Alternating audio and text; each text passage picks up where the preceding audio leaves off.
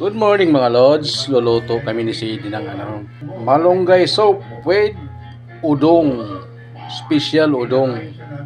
Yes. Ito ginisa ko na yung pork, bawang sibuyas.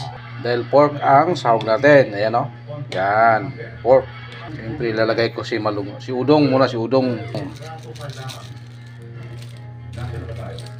Okay. Mayroon ng udong. Then malunggay leaves. Sarap. My favorite malunggay mga lods. Yan. Okay. So, lagyan ko siya ng ceiling green para may sipa. Hang. Tapos seasoning. Yan. Okay. Sarap na siya mga lods.